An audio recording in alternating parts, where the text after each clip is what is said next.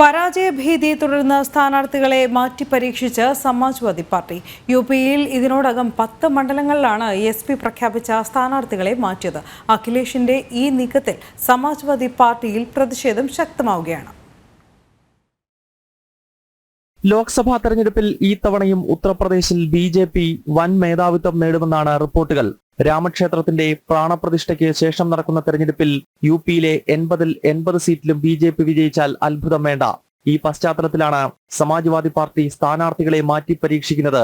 ആദ്യം മത്സരിക്കാനില്ലെന്ന് വ്യക്തമാക്കിയ സമാജ്വാദി പാർട്ടിയുടെ അധ്യക്ഷനും മുൻ മുഖ്യമന്ത്രിയുമായ അഖിലേഷ് യാദവ് തന്നെ ഒടുവിൽ ജനവിധി തേടുന്നു.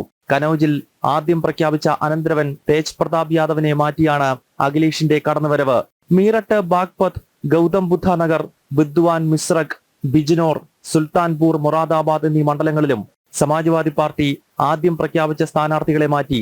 സംസ്ഥാനത്ത് ആഞ്ഞുവീശുന്ന ബി.ജെ.പി തരംഗത്തിനിടയിൽ 1-2 സീറ്റിലെങ്കിലും വിജയിക്കാനാണ് സമാജ്വാദി പാർട്ടിയുടെ ലക്ഷ്യം. കഴിഞ്ഞ ലോക്സഭാ തെരഞ്ഞെടുപ്പിൽ യുപിയിൽ 64 സീറ്റുകളിൽ ബി.ജെ.പി വിജയിച്ചപ്പോൾ സമാജ്വാദി പാർട്ടി 5 മണ്ഡലങ്ങളിൽ ഒതുങ്ങി. മായാവതിയുടെ ബഹുജൻ സമാജ് പാർട്ടി 10-ലും കോൺഗ്രസ് 1 സീറ്റിലുമാണ് വിജയിച്ചത്. ജനം, ഡൽഹി.